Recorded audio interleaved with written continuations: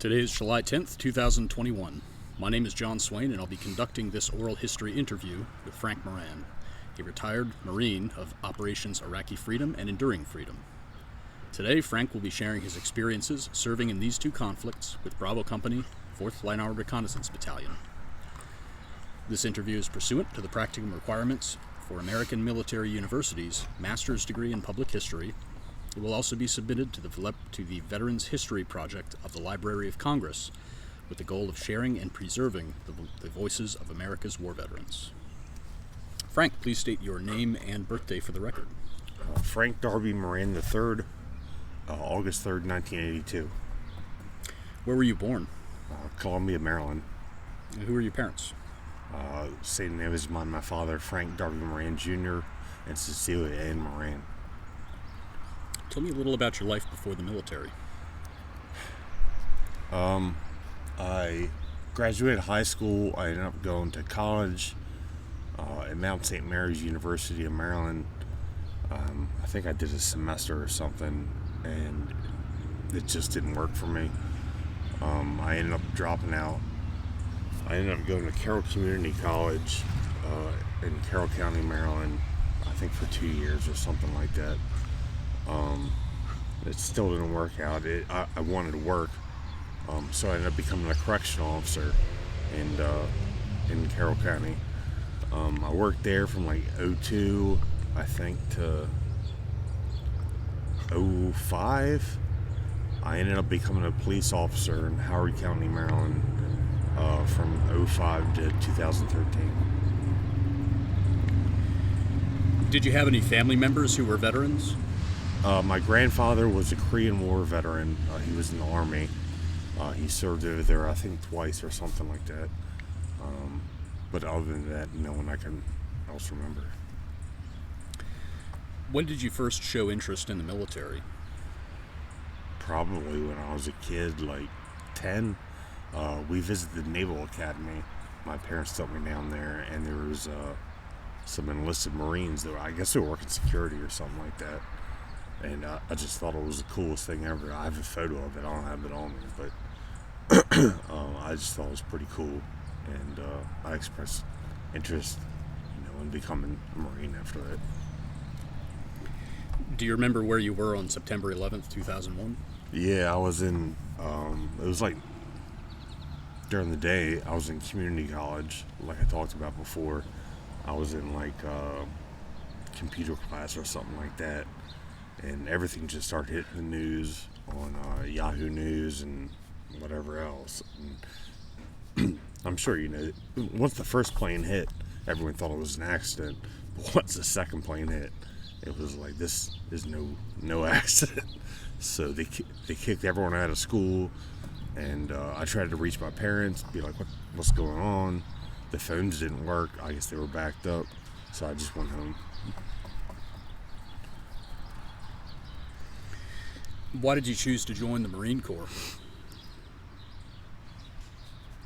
After 9/11, I wanted to sign up, but I was kind of holding back.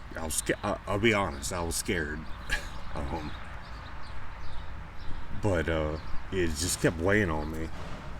I think it was like 04 when Fallujah happened, and I was sitting in a bar with my boy, and it was on the news, on the TV in the bar, and it was just guys going house to house, and it just weighed on me, and like I can't stay here with my bros, not even my bros, but my people are doing this, and it just weighed on me. So in 05, I think August, I ended up signing up. What did your family think about your decision to join? They were supportive, but they were very, very scared. When I told my dad I was joining up, it was late one night, and he made me sit down and watch Born on the 4th of July. He's like, well, this is what could happen. I don't know if anyone watching this ever saw that movie, but it's rough, man. But I'm like, it doesn't matter. I can't stay here and not go. while the people go. So Were you able to choose your job? yeah, I signed 0311 infantry. What did you think about becoming a rifleman in particular? Yeah, I mean, I'm just speaking for myself. I'm not talking shit on anyone. If I was going to do the military, that's what I want to do. When did you ship to boot camp?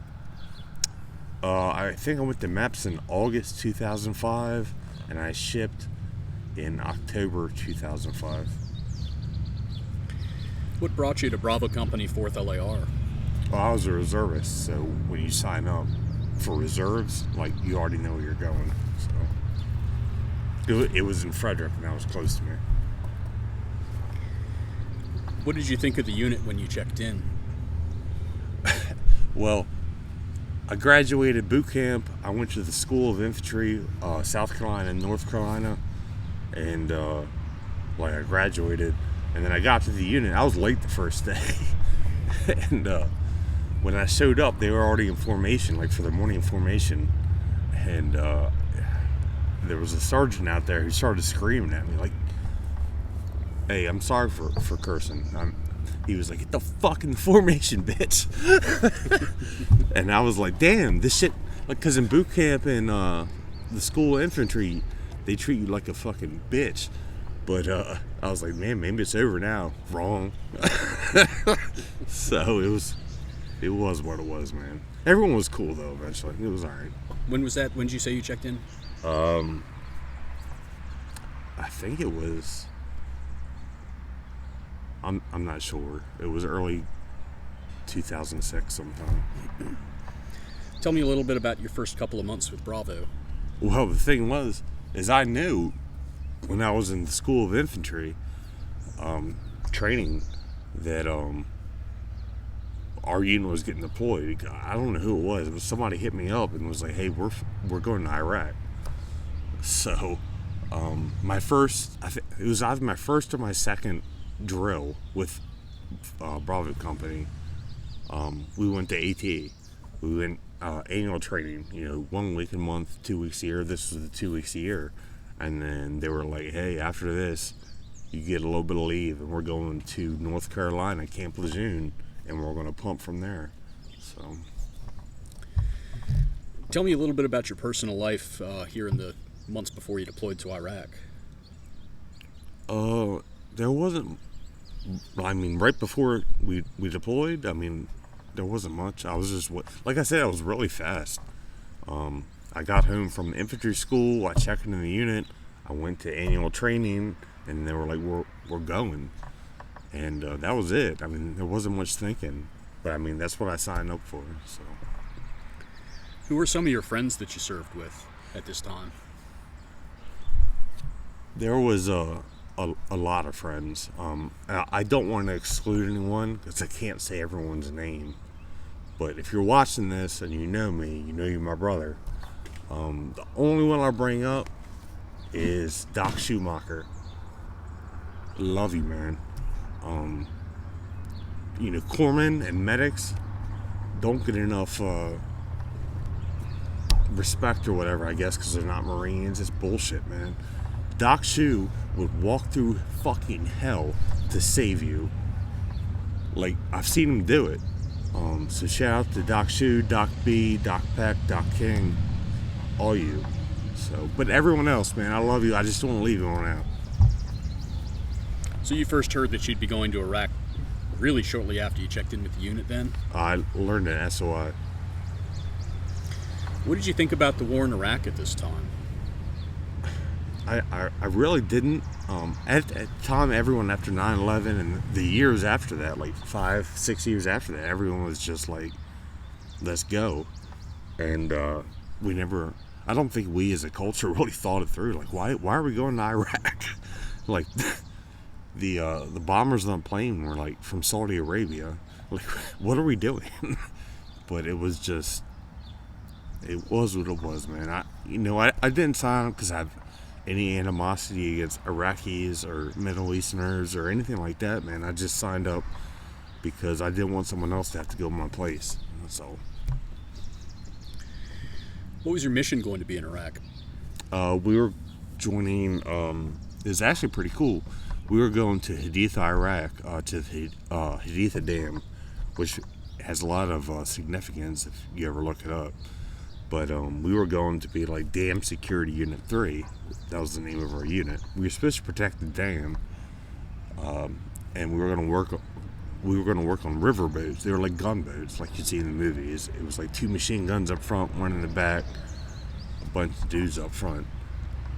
And basically our job was supposed to be protecting the dam, but we ended up doing completely the opposite. We ended up being offensive forces up and down the Euphrates River and hitting up the enemy that way. So. Did you have an option to go on this deployment? No.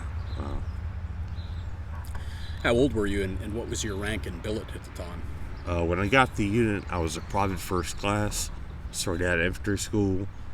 My billet was, I think, point man. I ended up becoming a machine gunner. Not machine gunner, but a squad back rifleman. How were you trained for this deployment? We did like 3 months.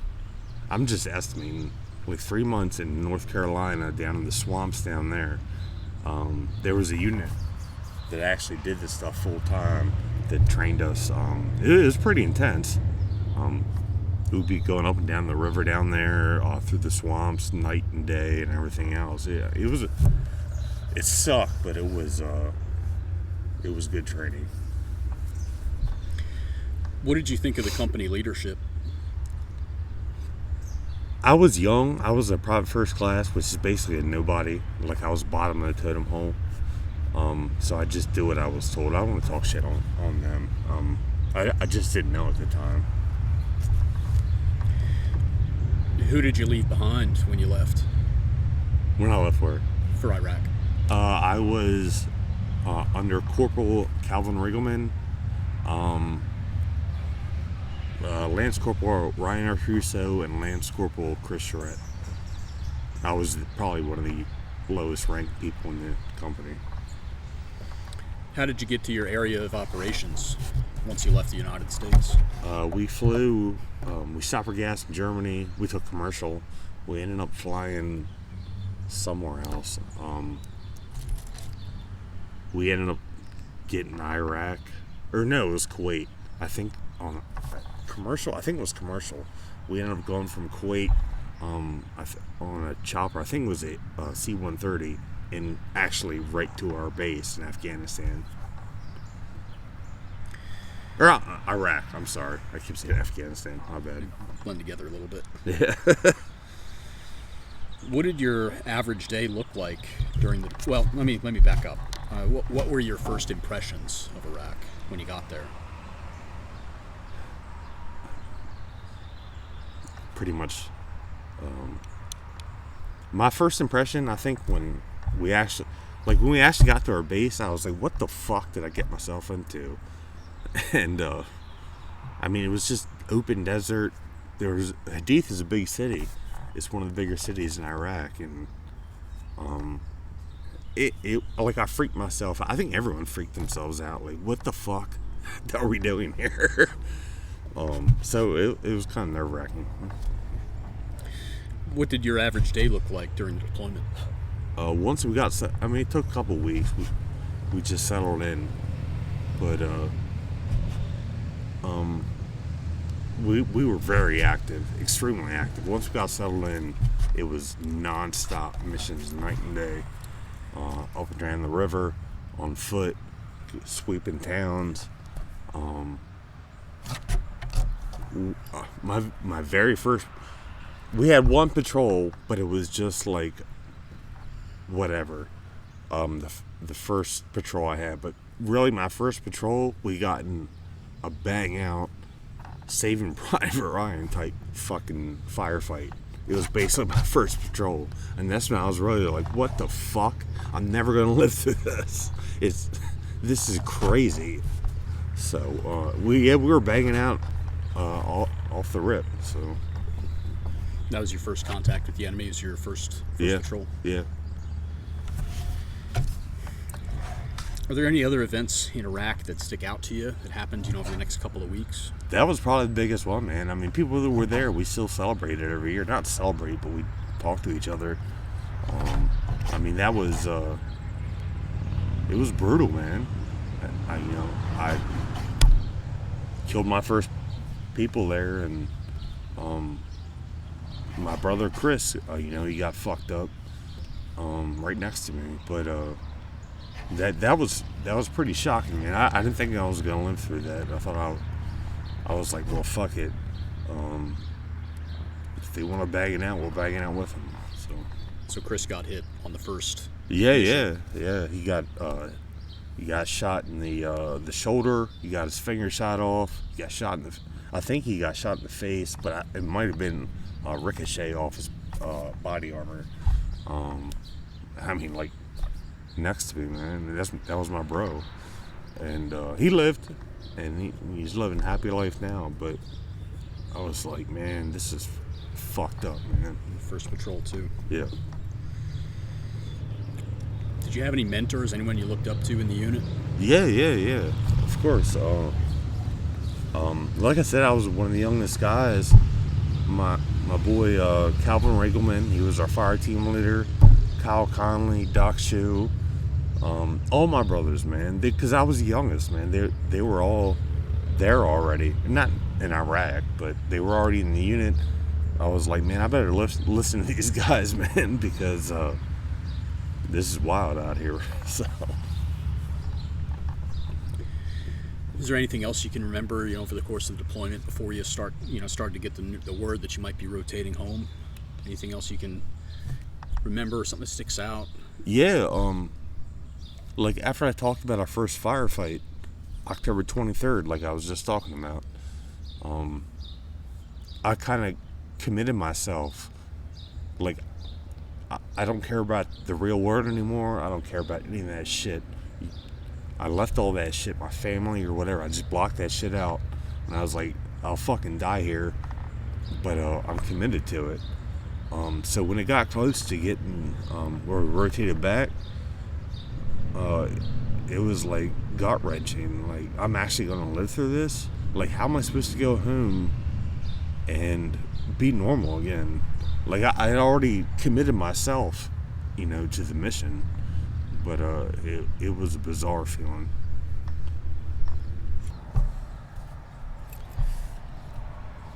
How were you welcomed back home from Iraq? Really good.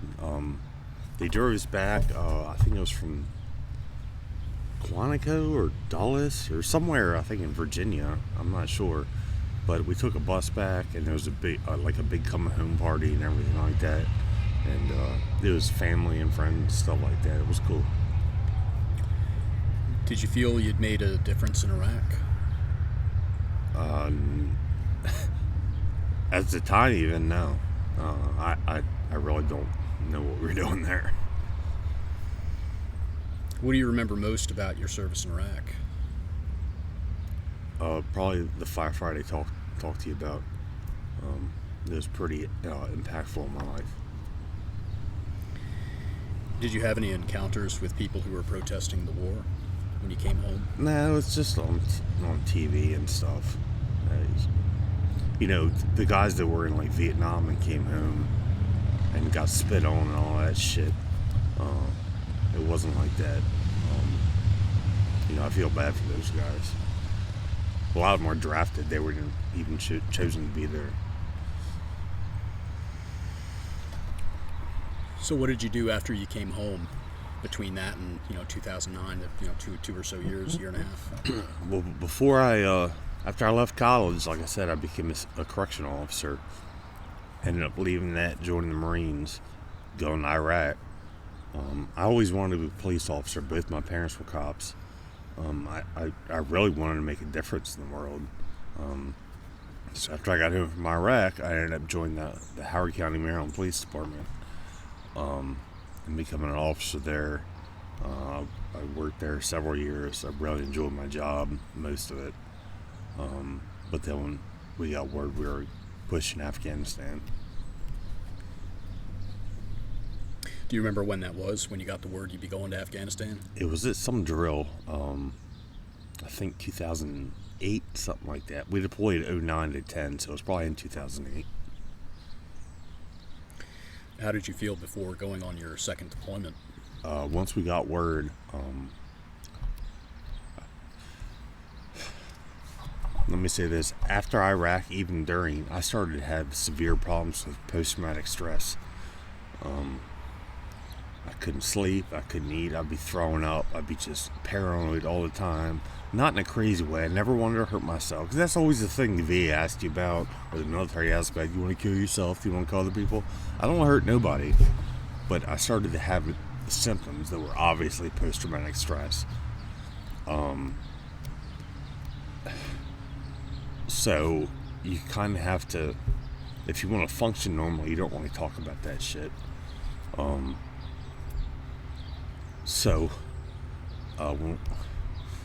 When I got word we were going to Afghanistan, it really, really got bad. Not because I was scared, but because I was like, well, I lived through this shit once. Like, I'm gonna have to do this again. Like when I talked about at the beginning, like where you give up your concept of home life and you just commit to the war, and then you come home and you try to rebuild your life, but then they're like, no, you're going back. It messes with you, and ultimately I signed up for my time in, and I was like, fuck it, I don't care if I'm fucked up or not, I'm going back, because other people are going back, and that's what I signed up for. So Did going to Afghanistan feel different than going to Iraq? It was different because I was already experienced. Like, I wasn't scared about combat. I mean, you are, but like, I'm not scared of. I've already been through it, you know. If they want to bang it out, we'll bang it out.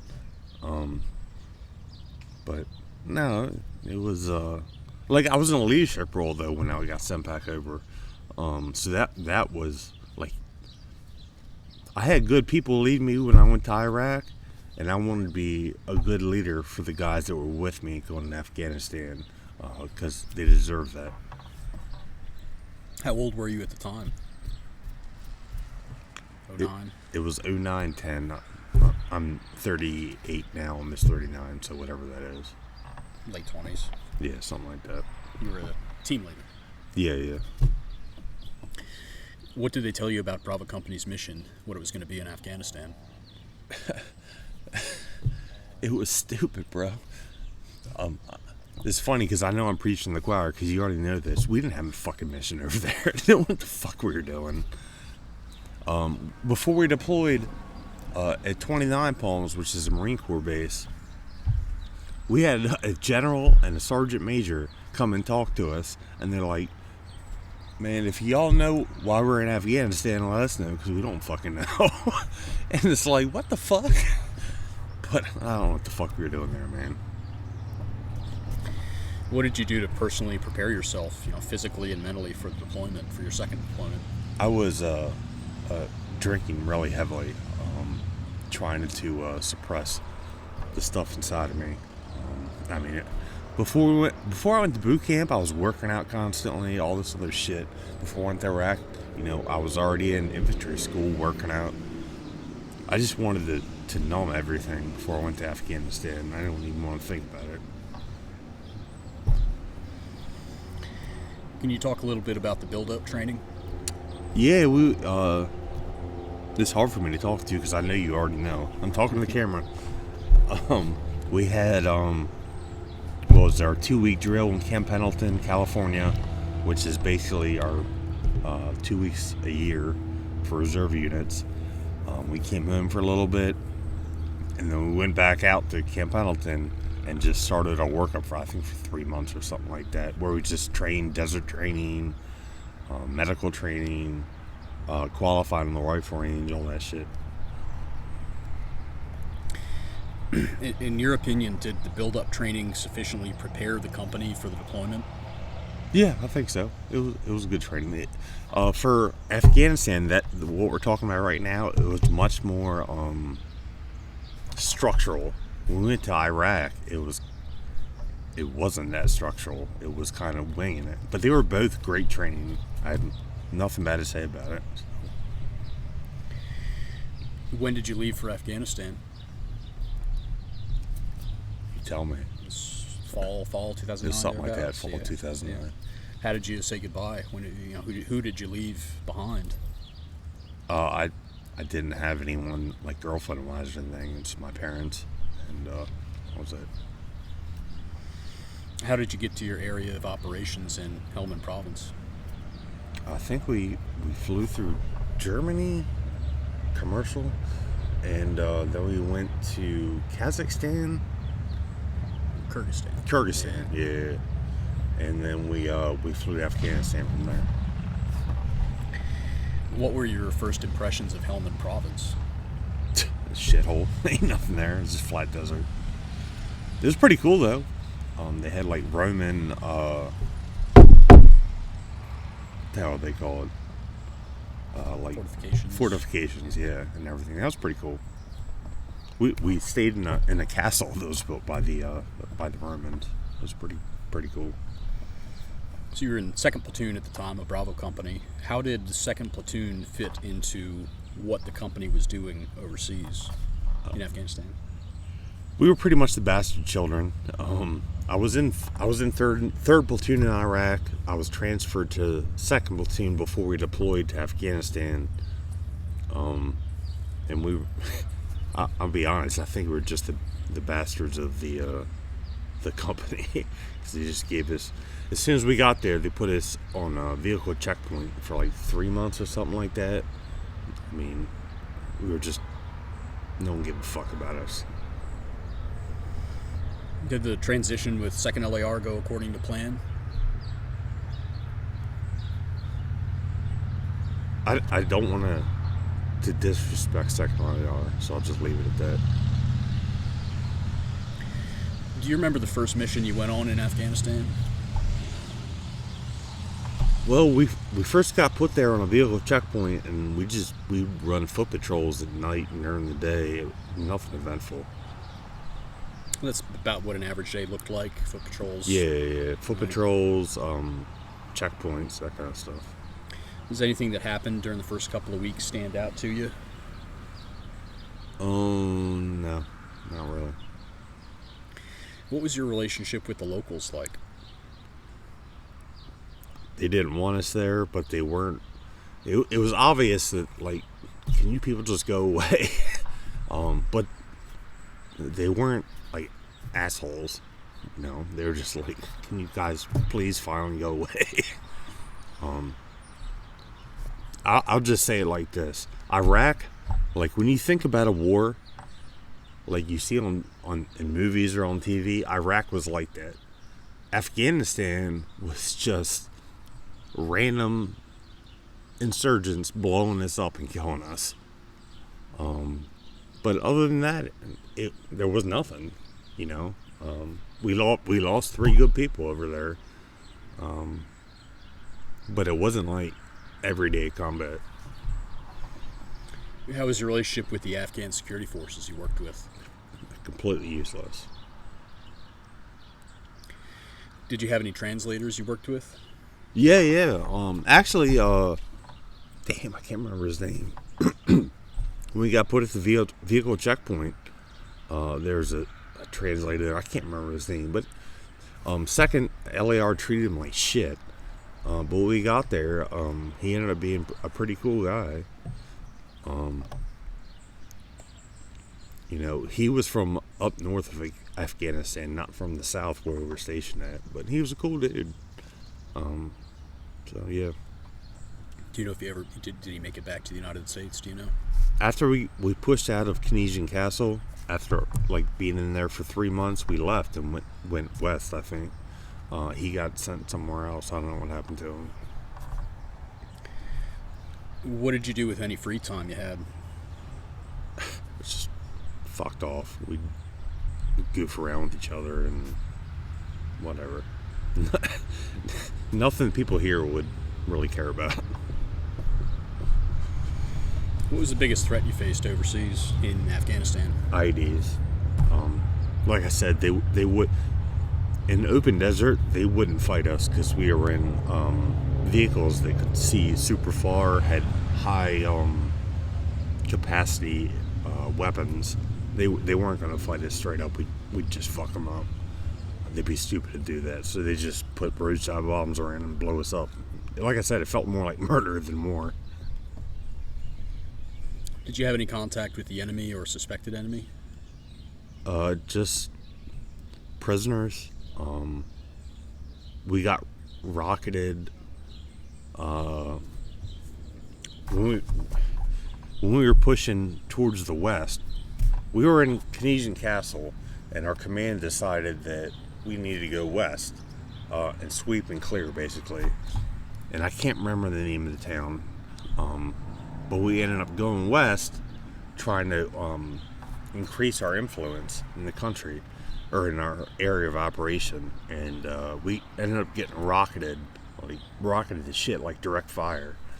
I can't remember the area, but we couldn't even fire back because we couldn't see them. They were like in a palm grove or something, and you can't just start smoking people if you don't know they're the ones shooting. So there was that, and my boys should have a combat action for that. They didn't get one. They should get one. Anyone who's seeing this. But other than that, we got rocketed on our base one time, caught pain. But that was it. The Army got in firefights all the time up north. I guess because it was mountainous. So. Were there any patrols or operations in the first couple of weeks, before January, that stand out to you? Nah, man. It was just... The living conditions sucked. That was the worst part of Afghanistan. It was just a total shithole. Much worse than Iraq? Oh, yeah. Just the living conditions were awful. So, but whatever. In January 2010, Bravo Company embarked upon its first large-scale offensive against the Taliban. The operation was codenamed Western Light. Do you know what the goal of Operation Western Light was? It goes back to when we left Canesian Castle and pushed west, like I talked about. We were just trying to sweep and clear and gain our footing westward in our area of operation. The town we went to was, I think, one of the first towns we encountered that was of any significance. So the goal was to basically take over that town, clear it of enemy, and then afterwards keep pushing west. What was your role in that operation? Well, 3rd Platoon was the direct assault on the town. They basically took over the town.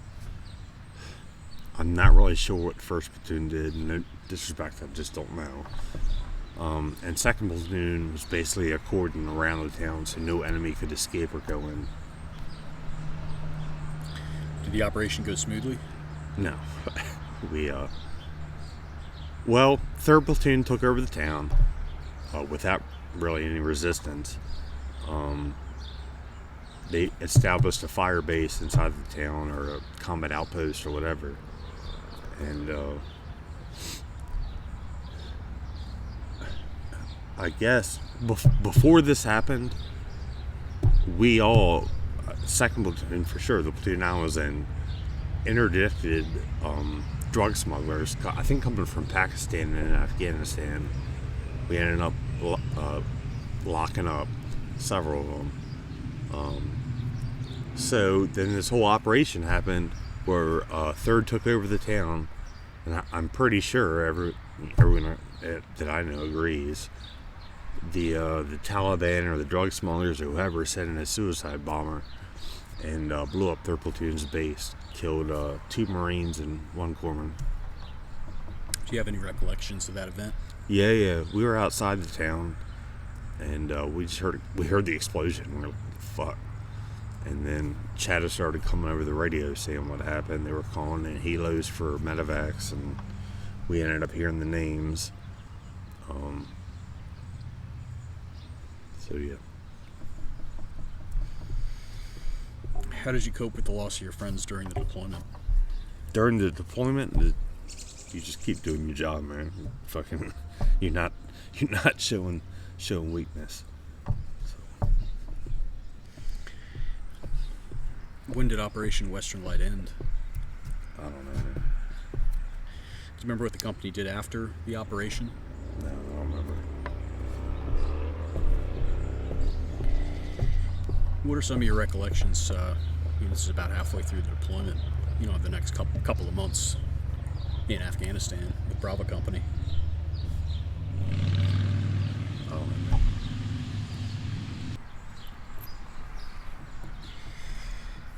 On March 24th, Bravo Company received word that their battalion sergeant major, Robert Cottle, was killed along with his driver, Lance Corporal Rick Centani, when their vehicle struck an improvised explosive device. Do you remember when you received the news and how it hit you? Yeah, it was close when we were going to rotate back to America. We were on our way back from patrol in southern Afghanistan. And we were in the vehicle driving back, and Sergeant Hahn, who was our vehicle commander, turned around and told me, he's like, "Hey, Sergeant Major just got smoked." And I was like, "What?"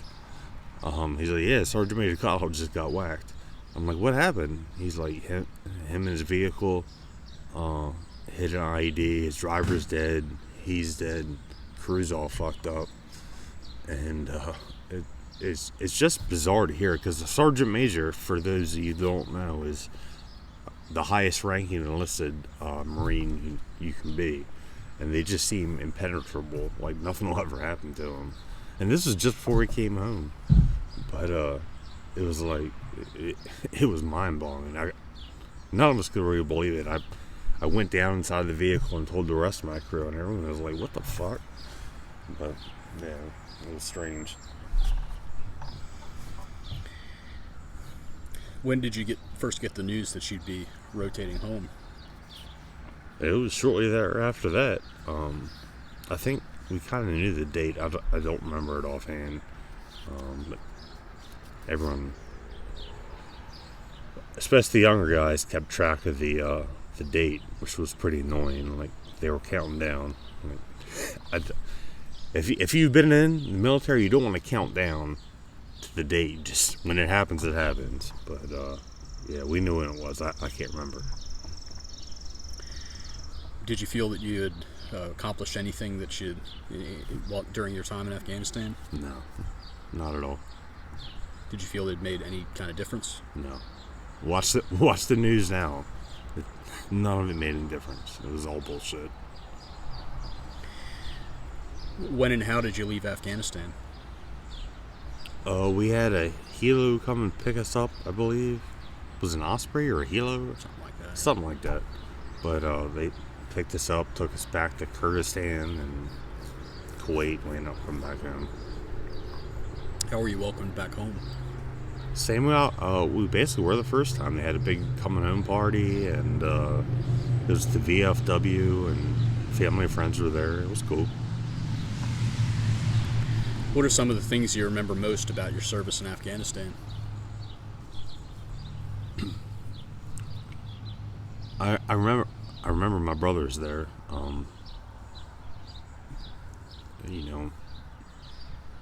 I really love all those guys. I'll love them to the day I die. You too, man. Just the brotherhood. What are your thoughts about the war in Afghanistan as a whole? Well, I think I just heard that they decided to get out of there. They should get the fuck out of there. There's no reason for us to be there. We've been my entire life almost. We've been at war. I think I was in 3rd grade when the Gulf War happened. Then then Afghanistan, then Iraq, Serbia, Bosnia. It's just been nonstop war for my generation's entire life over nothing. It's all bullshit. Don't send motherfuckers to fucking conflict like that, and when they come home all fucked up, you wonder fucking why. If you're gonna go to war, make it for a good fucking reason. Don't sit home and watch this shit on TV.